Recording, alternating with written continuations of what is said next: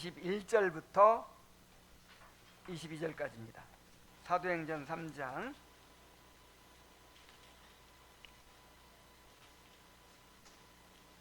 21절부터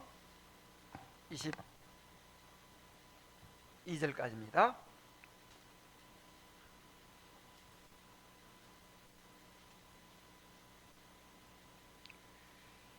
하나님이 영원전부터 거룩한 선지자들의 입을 통하여 말씀하신 바 만물을 회복하실 때까지는 하늘이 마땅히 그를 받아두리라.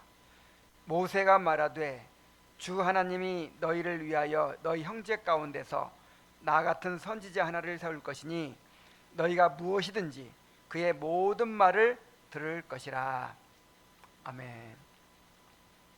자, 오랜만에 소유리 문답 재개합니다.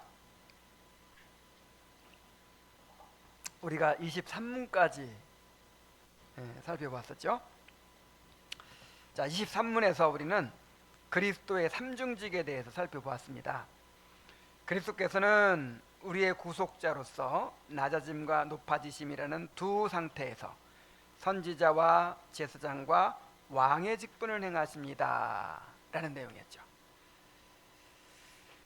자, 우리가 예수님을 믿는다는 것은 예수님이 누구신지, 그리고 그분이 우리를 위하여 무슨 일을 하셨는지를 알고 그분의 그 인격과 사역을 우리 삶에 받아들이는 것입니다.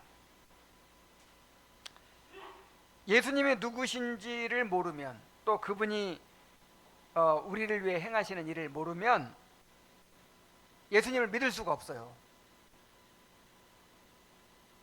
믿는다고 하지만 그런 믿음은 맹목적인 믿음이겠죠. 그래서 예수님이 누구신지를 알고 예수님이 우리를 위하여 하시는 일이 무엇인지를 잘 알아야 합니다. 자, 이런 것들을 알아가면서 우리의 믿음이 온전해지고 성장하는 거예요. 그래서 오전에 내가 정말 참 믿음을 가져야겠다, 막 그런 생각을 했겠죠. 그럼 어떻게 하면 참 믿음을 가질 수 있어요?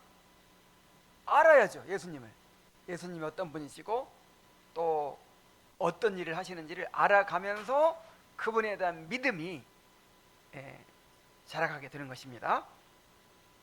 자, 오늘부터 그리스도의 선지자직, 제사장직, 왕직에 대해서, 이 삼중직에 대해서 한 가지씩 차례로 살펴보려고 합니다.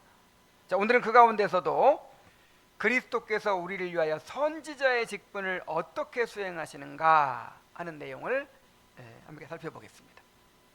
자, 24문을 함께 읽어볼까요? 자, 시작. 그리스도께서 선지자의 직분을 어떻게 행하십니까? 답.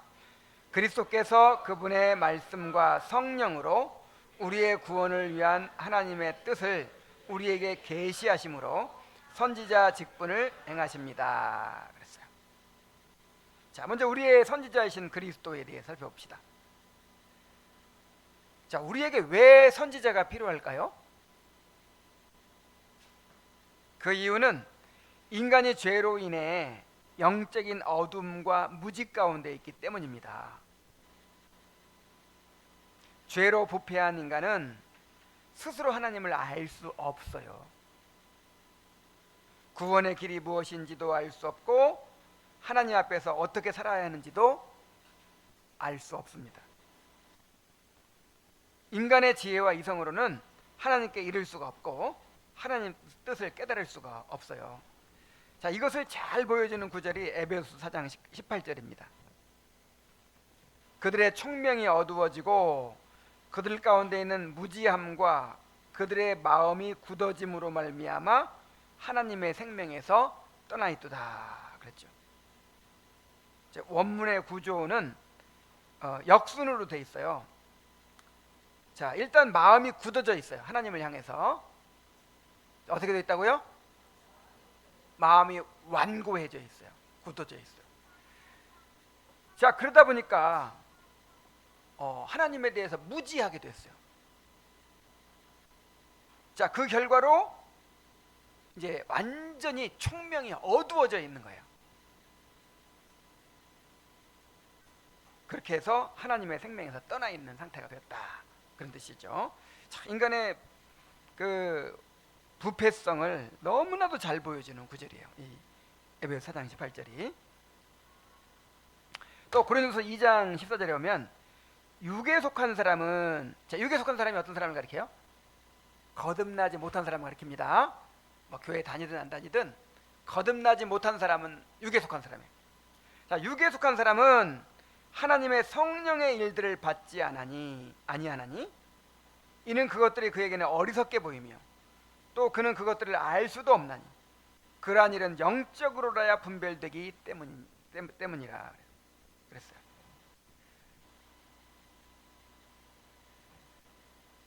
자, 사람이 거듭나야, 이 거듭나는 거는 영적인 감각이 생기는 거예요. 영적인 감각.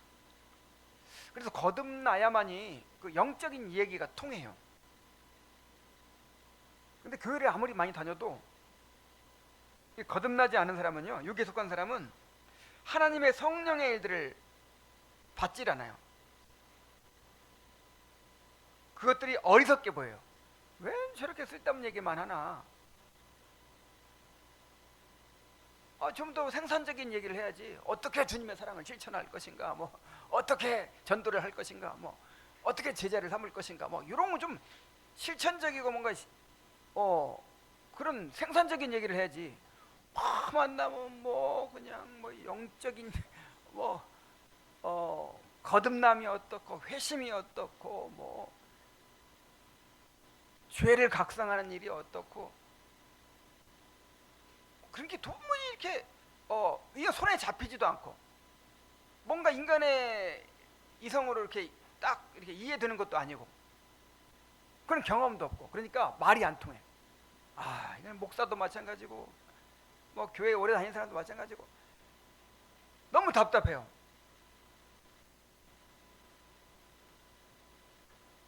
자, 그래서 하나님께서는 선지자를 통해서 자신의 뜻을 알려주십니다. 자, 선지자가 뭐 하는 사람이에요? 하나님의 말씀을 전해주는 사람이죠. 제사장이 인간편에서 인간을 대표해서 하나님께 나아가는 자라면 선지자는 하나님의 입이에요. 하나님의 입. 하나님 편에서 하나님을 대표하여서 인간에게 나오는 자입니다. 우리가 스스로 하나님을 찾을 수가 없고 구원의 길을 알 수 없기 때문에 하나님께서 먼저 우리에게 선지자를 보내셔서 하나님의 뜻을 알려주십니다. 하나님이 직접 와가지고 말씀하시면 어떻게 될까요? 다 죽어요. 그러니까 우리가 알아들을 수 있도록 선지자를 보내가지고 하나님의 말씀을 전해주신단 말이에요. 자, 그런데 누가 선지자라고요? 그리스도께서 우리의 선지자이십니다. 자, 구약 시대에 선지자들이 있었지만 그들은 장차 오실 참 선지자를 예표하는 사람들이었어요. 그 사람들이 진짜 선지자가 아니고 그 예수님의 모형이었어요. 모형. 예수님은 우리의 구원을 위한 하나님의 뜻을 우리에게 계시하신 참된 선지자이십니다. 사도행전 3장 22절에 보면 모세가 말하되 주 하나님이 너희를 위하여 너희 형제 가운데서 나 같은 선지자 하나를 세울 것이니 너희가 무엇이든지 그의 모든 말을 들을 것이라 그랬죠. 여기서 나 같은 선지자가 누구예요? 예수님을 가리키는 것입니다. 그래서 예수님께서 갈릴리에서 복음을 전하실 때 사람들이 뭐라 그랬어요? 이분이 그 선지자인가? 그 선지자인가? 이런 말을 했잖아요. 바로 모세가 예언한 선지자, 바로 메시아를 가리키는 것이죠. 사도 베드로는 예수 그리스도를 가리켜 모세가 예언했던 바로 그 선지자라고 말합니다. 모세는 너희 형제 가운데서 나와 같은 선지자 하나를 세울 것이라고 말했는데 이것은 장차 오실 메시아를 가리키는 말씀입니다. 베드로는 이 예언이 예수 그리스도 안에서 성취되었다고 선포합니다. 오직 예수님만이 하늘에서 오신 분이기 때문에 하늘의 일을 말씀하실 수 있어요. 그러니까 이 세상에 어떤 현자든지 다 땅의 일밖에 말 못해요. 뭐 석가모니든 공자든 소크라테스든 어디의 일을 말해요? 땅의 일을. 자기가 하늘의 일을 어떻게 알아? 하늘에 가본 적이 없는데. 근데 예수님은 어디 계시던 분이에요? 하늘에 계셨던 분이고 하나님의 아들이에요. 그래서 우리에게 하늘의 일을 말씀해 주실 수 있고 하나님에 대해서 보여줄 수 있는 유일한 선지자예요.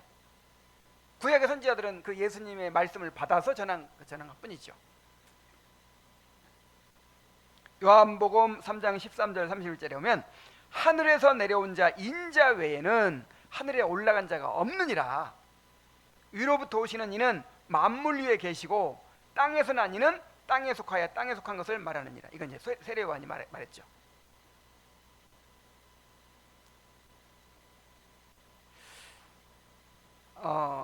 그래서 예수님만이 하늘의 일을 말씀해 주실 수 있는, 하나님에 대해서 말씀해 주실 수 있는 유일한 분이시다 하는 것입니다. 하나님은 예수님을 통해서 자신의 뜻을 온전히 드러내셨어요. 히브리서 1장 1절로 2절에 보면 옛적에 선지자들을 통하여 여러 부분과 여러 모양으로 우리 조상들에게 말씀하신 하나님이, 구약시대에 그렇게 했죠. 선지자들을 세워가지고 조상들에게 말씀하셨죠. 근데 이 모든 날 마지막에는 아들을 통하여 우리에게 말씀하셨으니 그랬어요.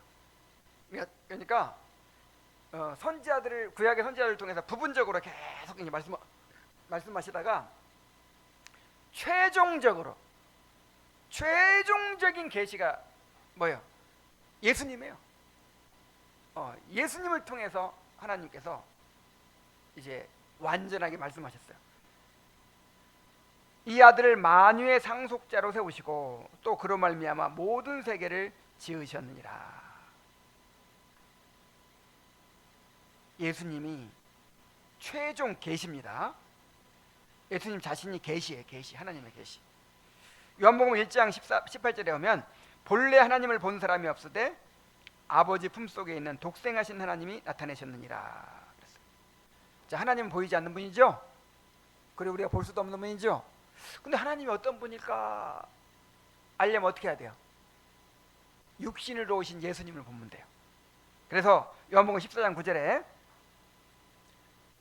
보면 이 빌립이라는 제자가 예수님, 우리에게 하나님을 보여주옵소서 이렇게 딱 혼났죠. 나를 본 자는 아버지를 본 것이거늘. 여기 나오죠. 빌립아, 내가 이렇게 오래 너희와 함께 있으되 내가 나를 알지 못하느냐? 나를 본 자는 아버지를 보았거늘 어찌하여 아버지를 보이라 하느냐? 자, 여러분이 보이지 않는 하나님을 좀 알고 싶어요. 그럼 누구를 봐야 돼요? 예수님을 봐야 됩니다. 뭐 어디서 무슨 환상을 보고 무슨 다른 방법으로 보려고 해서는 안 돼요. 누구를 통해서? 예수님을 통해서만 하나님을 보려고 해야 돼요. 자, 예수님은 우리의 선지자이십니다. 자, 그러면 그리스도께서는 어떻게 선지자 직분을 행하시는가? 그리스도는 말씀과 성령을 통해서 우리에게 하나님의 뜻을 알리십니다. 자, 먼저 그리스도는 말씀으로 하나님의 뜻을 계시하십니다. 자, 구약 시대에는 선지자를 통해서 말씀하셨죠. 하나님은 꿈과 환상과 계시를 통해 선지자들에게 말씀하셨고 그 선지자들은 하나님께 받은 말씀을 백성에게 전했습니다. 자, 그러나 이러한 계시는 장차 오실 그리스도를 준비하는 예비적인 계시였어요. 완전한 계시가 아니었어요. 자, 구약 시대의 선지자들을 통해 부분적으로 말씀하신 하나님은 마침내 그리스도 안에서 완전한 계시를 주십니다. 예수님께서 이 땅에 오셔서 직접 하나님의 말씀을 전하셨어요. 마태복음 9장 35절에 보면 예수께서 모든 성과 촌에 두루 다니사 그들의 회당에서 가르치시며 천국 복음을 전파하시며 모든 병과 모든 약한 것을 고치시니라 그랬죠. 그래서 말씀과 표적 두 가지를 통해서 하나님의 뜻을 나타내셨죠. 마태복음 7장 28절 29절에 보면 예수께서 이 말씀을 마치심에 무리들이 그의 가르치심에 놀라니 이는 그 가르치시는 것이 권위 있는 자와 같고 그들의 서기관들과 같지 아니함이라. 이 사람들 예수님의 말씀을 다 알아듣지는 못했어요. 알아듣지는 못했는데 예수님이 말씀하시는데 뭔가 신적 권위가 느껴지는 거예요. 막 그래가지고 막 뒤로 발렁 넘어질 것 같은 그 정도의 충격이었어요. 왜냐하면 예수님은 하나님의 완전한 계시를 전하는 선지자였거든.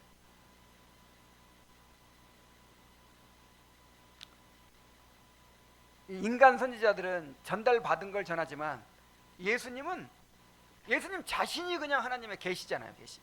하나님을 예수님의 모습을 보고 우리가 하나님을 볼 수 있는 거잖아요. 그러니까 사람들이 놀랄 수밖에 없었죠. 자, 이렇게 직접 말씀을 전하신 주님은 이제 이 말씀을 사도들에게 맡겨서 전하게 하셨어요. 사도들은 자신들이 보고 들은 것을 전했을 뿐만 아니라 그것을 성경으로 기록하여 교회에 남겼습니다.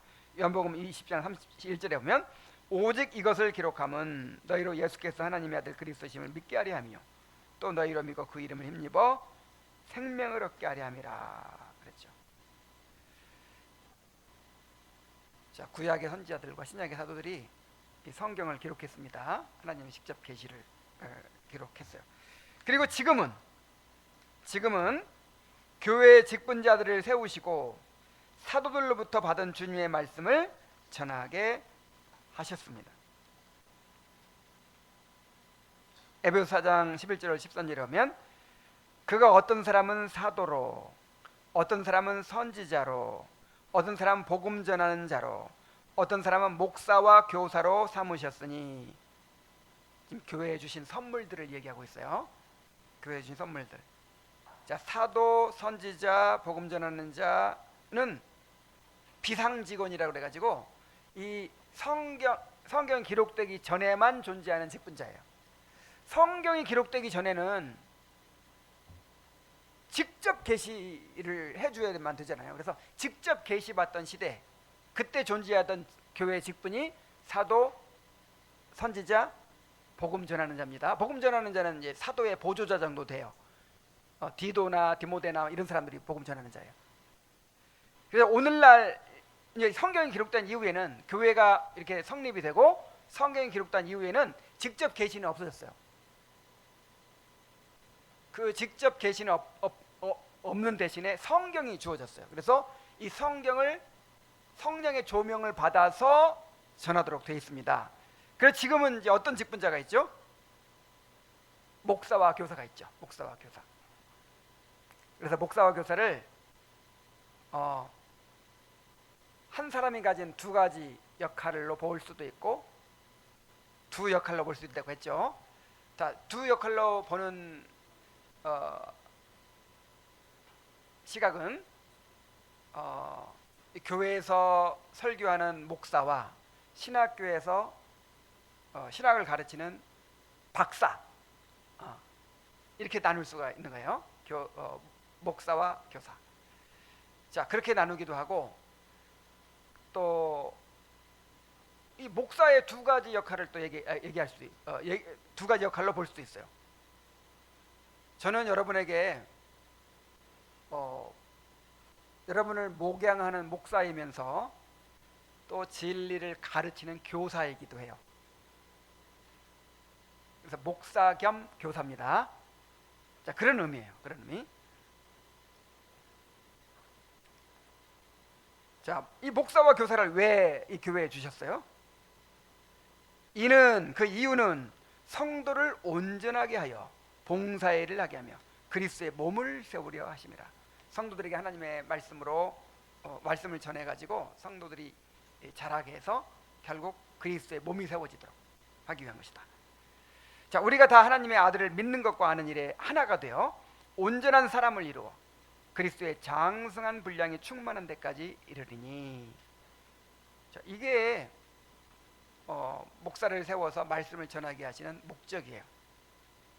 하나님의 아들을 믿는 것과 아는 일에 하나가 돼가지고 이 교회 전체가 온전한 한 몸을 이루어, 사람을 이루어가, 교회 전체가 하나의 균형이 있는 온전한 몸으로 자라도록, 그리스도의 몸으로 자라도록 해서 그리스도의 장성한 분량이 충만한 데까지 이르게 되는 것이 바로 목적입니다. 그래서 이제 목사들한테는 이런 사명이 있는 거예요. 디모데후서 4장 2절에 너는 말씀을 전파하라. 때를 얻든지 못 얻든지 항상 힘쓰라. 범사의 오래 참음과 가르침으로 경책하며 경계하며 권하라. 그랬어요.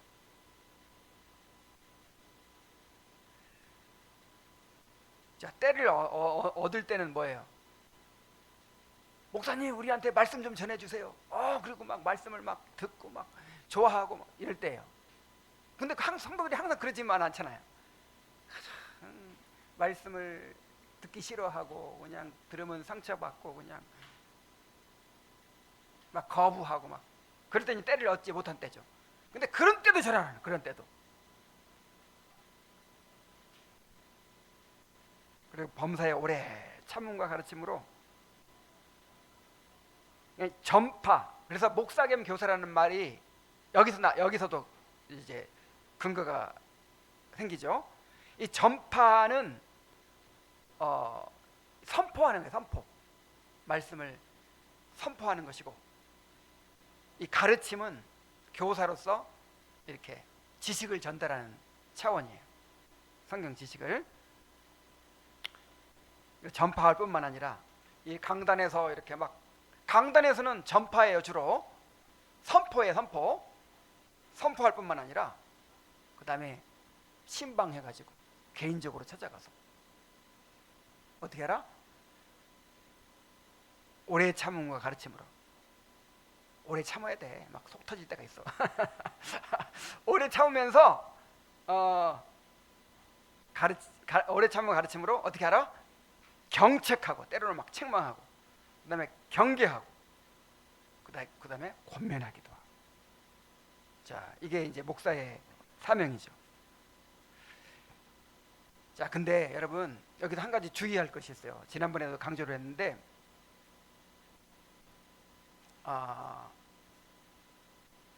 주님께서 목사를 통해서 간접적으로 말씀하시는 게 아니에요. 직접 말씀하시는 거예요. 그래서 이런 말을 이렇게 잘 사용하거든요. 그리스도께서 친히 말씀하신다. 친히 다스리신다. 자, 어떻게? 그러니까 이해가 잘 안 가요. 아니, 영적 인도자를 세워가지고 말씀을 전하고 치리하는 건데 왜 친히라고 하실까? 왜 직접이라는 말을 쓸까?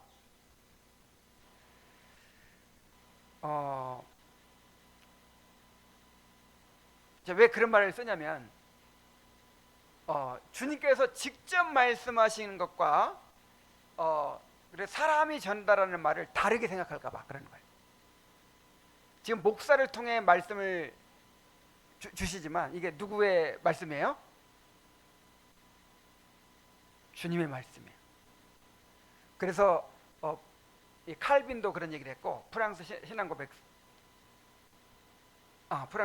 스위스 신앙고백서에 보면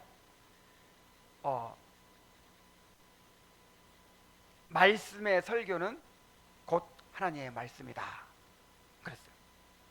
뭐라고요? 곧 하나님의 말씀이다. 그러니까 여러분, 이렇게 목사를 통해서 말씀이 전해질 때 그 말씀을 주님이 나에게 직접 주시는 말씀으로 받아야 된다, 그 뜻이에요.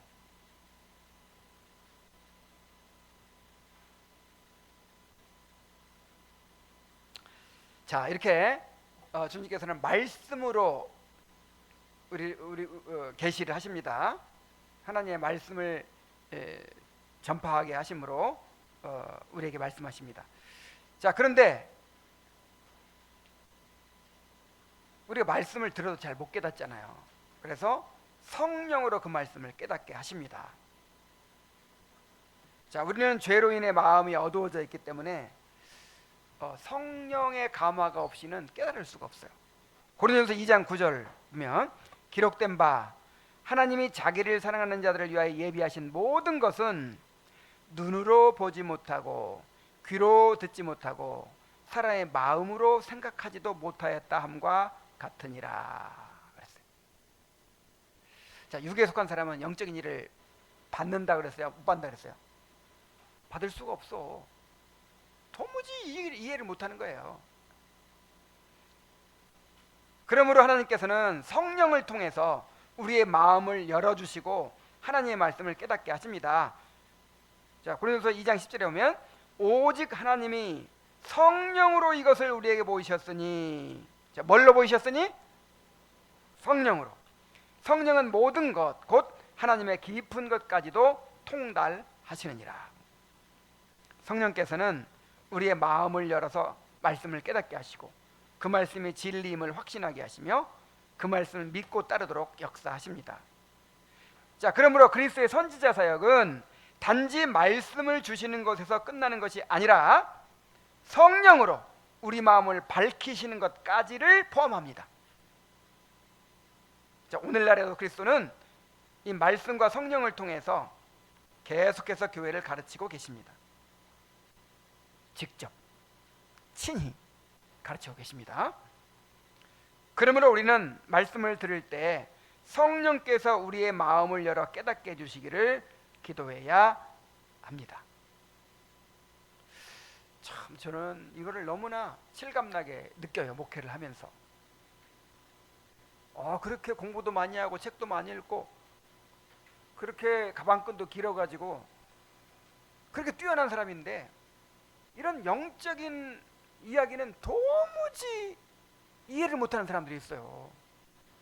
근데 가방끈도 짧아. 별로 공부한 것도 없어. 근데 그냥 그런 영적인 움직임, 그런 그 영적인 그 역동성 이런 거를 이렇게 깨닫고 느끼고 이해를 해요. 신앙 감정론 이라든지 무슨 철로 역정이라든지 막 어떤 영적인 영혼에 관한 얘기를 쓴 책들 있잖아요. 이런 거를 도무지 재미없어하고 막 이해를 못하는 사람들이 목사님들이 많더라고요. 근데 어떤 성도들을 보면 야 이거 내 이야기가 다 쓰여있네. 우리들의 이야기가 다 쓰여있네. 막 이러는 거예요. 그래서 정말 성령의 역사가 없으면 깨달을 수 없어요. 그래서 말씀을 들을 때 성령께서 마음을 열어 깨닫게 해주시도록 우리가 구해야 됩니다. 우리 한 주간 동안 기도하세요. 한 주간 동안 나 자신을 위해서도 기도. 일단 목사를 위해서 기도해야겠지. 목사를 위해서 기도하고 또 나 자신을 위해 기도하고 그 다음에 나만 은혜 받으면 되는 게 아니라 우리 성도들이 성령을 통해서 그 마음이 열려서 하나님의 말씀을 깨닫게 해달라고 그렇게 간절히 기도하고 교회에 와야 돼요.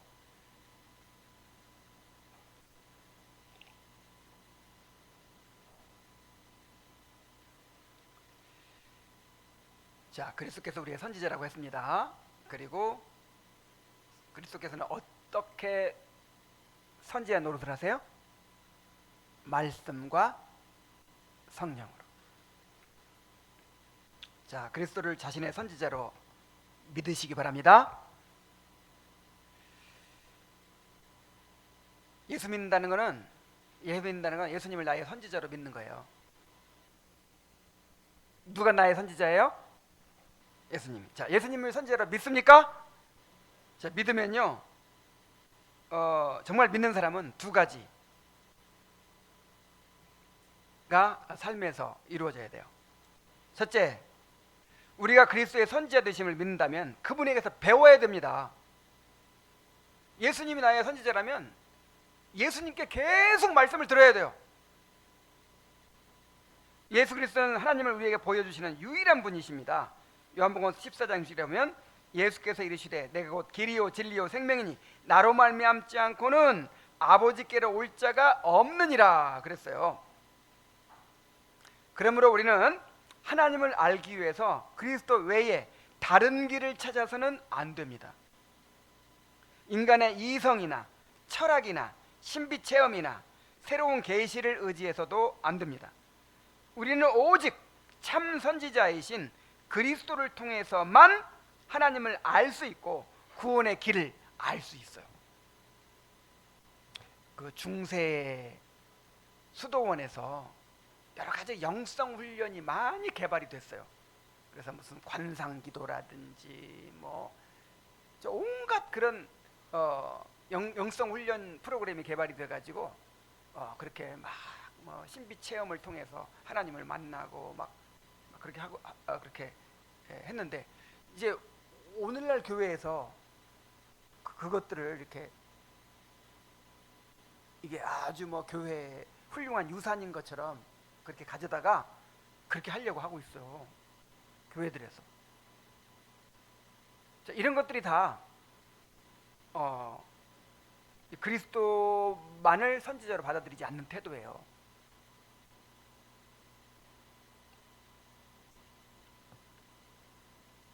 아까도 얘기했지만 내가 좀 하나님을 알고 싶다.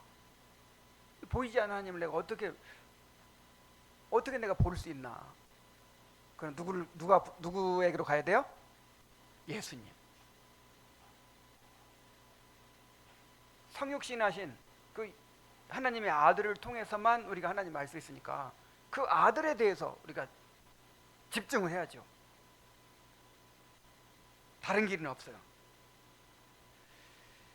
자, 근데 예수님이 지금 어떻게 말씀을 전하고 계세요? 사역자들을 세워가지고 사역자들을 통해서 지금 말씀을 전해주고 계신단 말이에요. 그러므로 그리스도께 세운 사역자들을 통해서 주님의 말씀을 들어야 합니다. 마태복음 10장 40절에 너희를 영접하는 자는 나를 영접하는 것이요 나를 영접하는 자는 나 보내신 이를 영접하는 것이니라. 이게 무슨 말이에요? 자, 내가 세운 사역자를 통해서 전하는 말씀이 곧 내가 전하는 말씀이다, 그 뜻이에요. 그래서 주님께 세우신 사역자를 통해서 전하는 말씀을 받아들이지 않으면 예수님의 말씀을 거부하는 것이 된단 말이에요. 예수님께서 말씀하셨어요. 만일 너희를 영접하지도 않고 네 말을 받아들이지 않으면 어떻게 해라? 거기 발에 먼지를 떨어버리고 떠나라. 그 성이 심판날에 소돔과 고모라가 그 성보다 견디기 쉬울 것이다.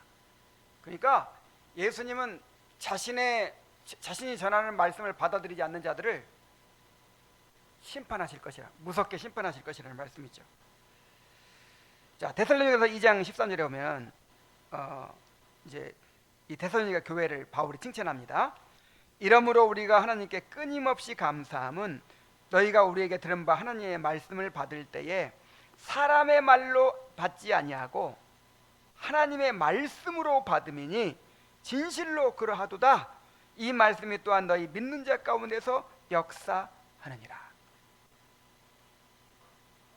바울이 데살로니가에 가서 복음을 전하는데 유대인들의 방해로 3주 만에 쫓겨났어. 딱 3주. 그냥 복음을 전하기 시작하니까 막 사람들이 이방인들까지 막 예수님을 막 믿기 시작했거든요. 그러니까 막 유대인들이 시기가 나가지고 바울을 막 쫓아냈어요. 그러니까 3주 전하고 왔으니 얼마나 3주 전하고 막 예수 믿는 사람이 막 생기는 가운데 쫓겨났으니 얼마나 그들에 대한 염려가 있었겠어요. 그래가지고 막 답답해가지고 그냥 막 디도를 보내고 막 그렇게 디모데를 보내고 막 그랬어요. 그리고 나중에 이제 소식을 들어보니까 이야, 3주 동안 전했던 그 교회가 너무나도 아름답게 성장하고 있는 거예요. 근데 그 이유가 뭐였어요? 말씀을 들을 때 누구의 말로 아니하고 하나님의 말씀으로 받은 거야. 하나님의 말씀은 이렇게 능력 있는 거예요. 하나님의 말씀으로 받았는데 그 말씀이 그 믿는 자들 속에서 역사를 해가지고 그렇게 교회가 아름답게 성장하게 된 거예요.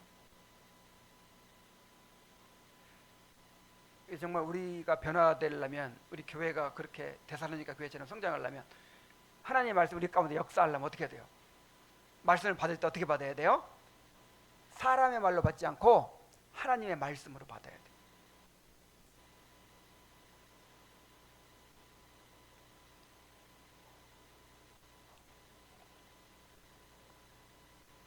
자, 예수님이 우리의 선지자라면 말만 선지라고 그러지 말고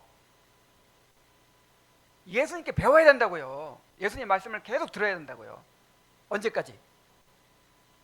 천국 갈 때까지 계속해서 말씀을 들어야 돼요. 열심히 말씀을 배워야 돼요. 물론 이제 이 선포되는, 교회에 선포되는 말씀이 주겠지만 꼭 그것만이 아니라도 성경을 읽기도 해야 되겠고, 그다음에 경건서적을 통해서 또 그 이제 신앙의 선조들이 전해주는 또 다른 이제 사역자들이 전해주는 또 말씀도 있는 것이죠. 그래서 경건서적 읽는 것도 필요하고, 하여간 모든 방법을 통해서 예수님께 배워야 돼요. 계속해서. 이게 예수님을 믿는 겁니다. 이게 예수님 선지자로 믿는 겁니다. 자, 그 다음에 또 한 가지는 뭐냐면요, 우리가 예수님께 잘 배우기도 해야 되겠지만 그리스도와 연합한 우리도 그분의 선지자 직분에 참여해야 돼요. 그게 예수님 믿는 거예요.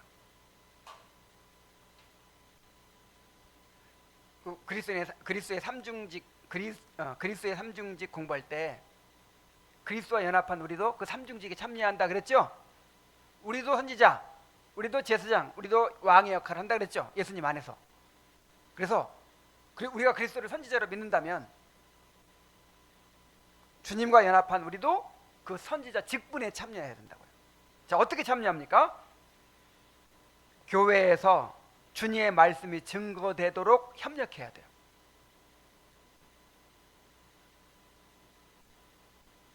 이 교회는 진리의 기둥과 터라 그랬어요.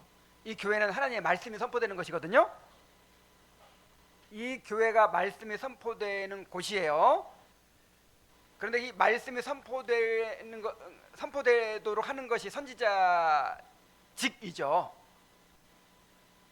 그래서 우리 한참 이원범 목사 분립 개척할 때 그 교회를 위해서 기도했었죠, 한참.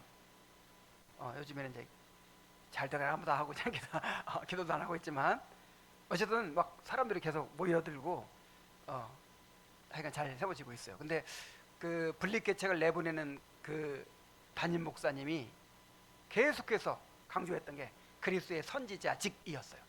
그러니까 이 교회를 세우고 말씀이 선포되려고 하는 것이 그리스도의 선지자직에 참여하는 것이라는 거예요. 그래서 그 분립 개척하는 일에 이제 나도 그 교회 세우는 일에 헌신하겠습니다 하고 참여하는 일이 그리스도의 선지자직에 참여하는 일이래요.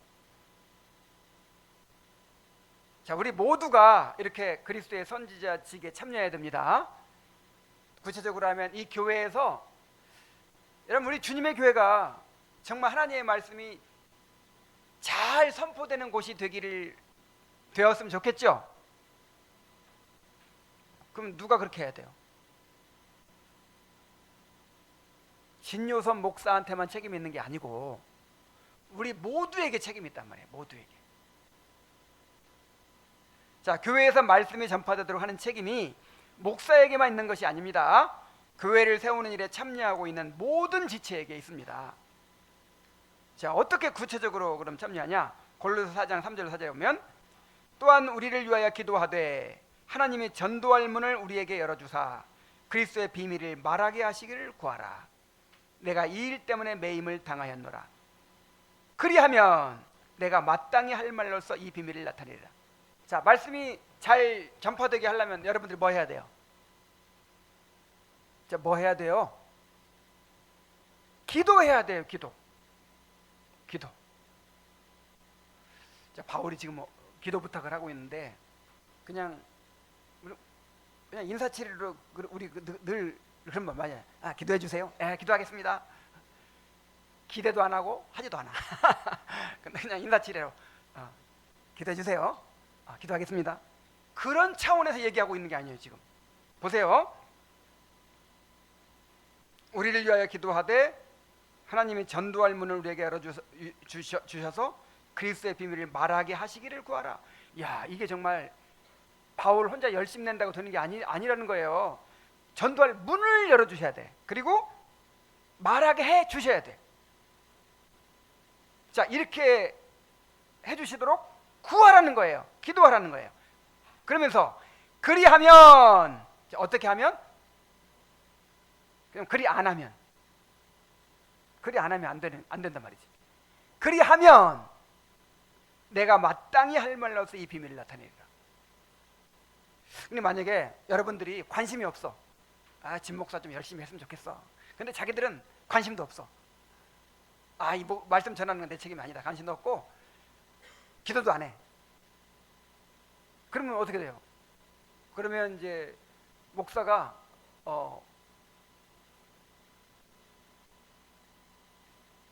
성령의 조명을 잘 못 받아. 잘 깨닫지도 못해. 잘 전하지도 못해. 그러면 또 불평하겠지. 우리 교회 지금 요즘에 말씀에 은혜가 없어요.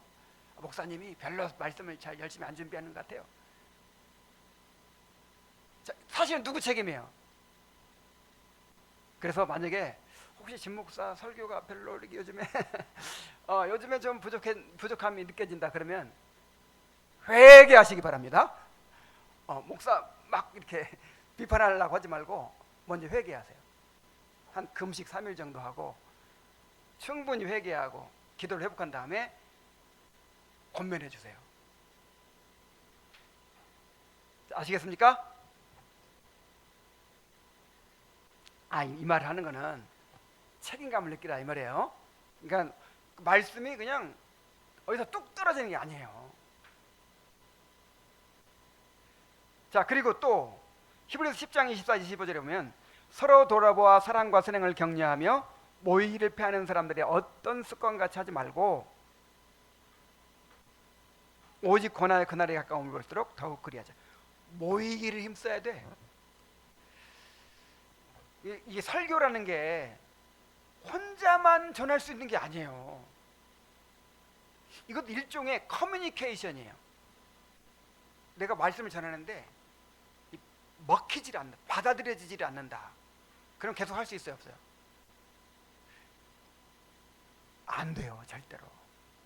설교라는 건 절대 일방적이 될 수 없어요. 단순한 지식 전달은 가능해요. 지식 전달. 근데 진짜 설교는요, 일방적일 수가 없어요. 그래서 여러분들이 모이질 않고 듣질 않잖아요. 반응하지 않잖아요. 그러면 안 되는 거예요. 그래서 저는 우리 주님의 교회가 굉장히 말씀이 풍성하게 전해지고 있다고 생각해요. 그거는 진 목사가 잘해서만이 아니에요. 여러분들이 그렇게 말씀을 사모하는 마음이 있고 모이기를 힘쓰기 때문에, 그리고 그 말씀에 반응하고 있기 때문에 이렇게 되고 있는 거예요.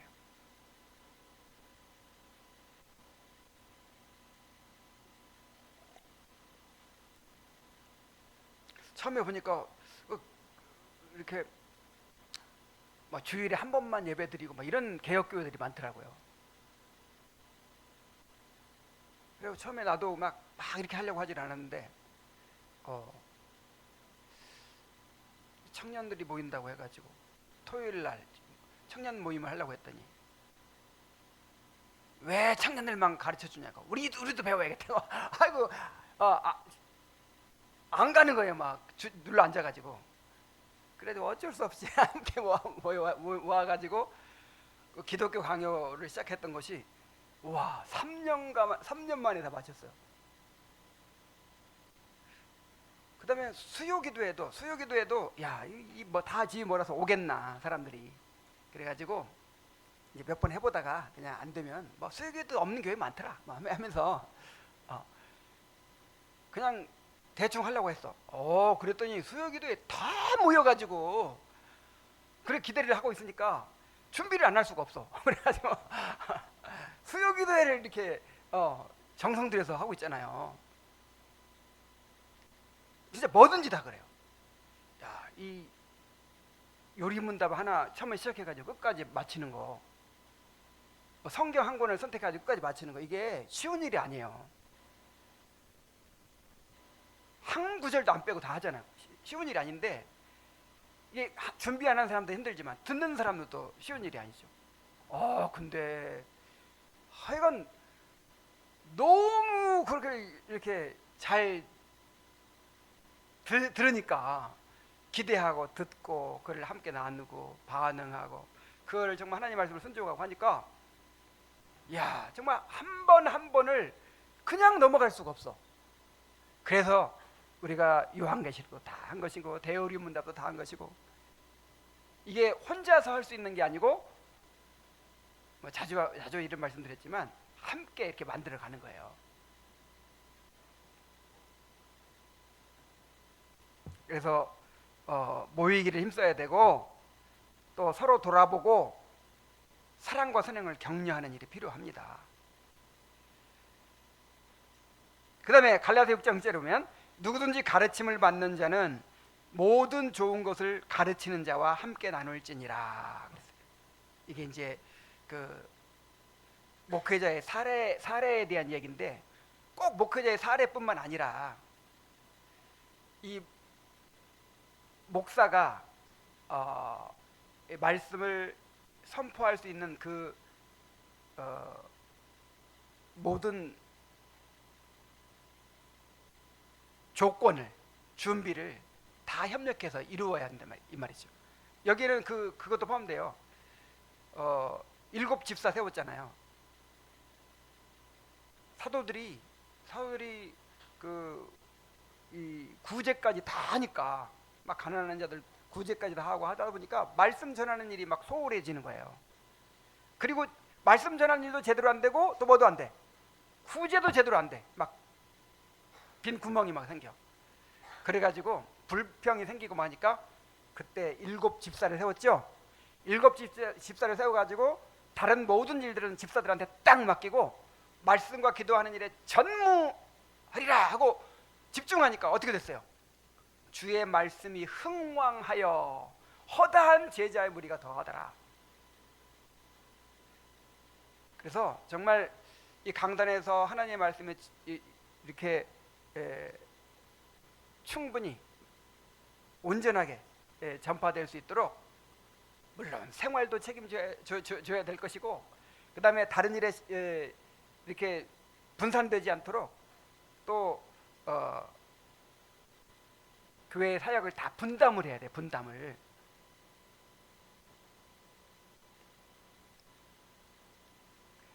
자, 요약하면 우리 교회 안에서 말씀 사역이 잘 이루어지도록 첫째는 기도해야 하고, 또 예배와 말씀을 귀하게 여겨서 모이기를 힘써야 하고, 또 말씀의 사역을 위해 마음을 다해서 협력해야 합니다. 그래서 우리 몸을 보면 입은 입만 하잖아. 뭐 손, 발 다 다른 지체들이 다 이렇게 자기 역할을 하면서 그런 것처럼 모든 성도들이 뭔가 교회 사역을 또 짐을 맡아가지고 그렇게 분담을 하면서 정말 말씀이, 근데 그 모든 목적이 다 뭐예요? 장로도 집사도 모든 성도들도 결국 교회 봉사라고 하는 것이 결국은 한 가지예요.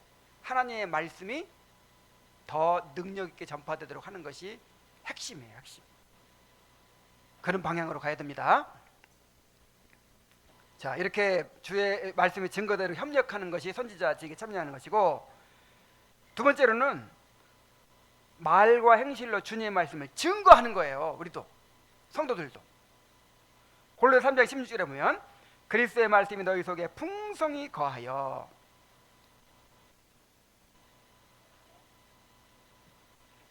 모든 지혜로 피차 가르침에 권면하고 시와 찬송과 신령한 노래를 부르며 감사하는 마음으로 하나님을 찬양하고. 여기 보면 모든 지혜로 피차 가르침에 권면하라 그랬죠? 서로.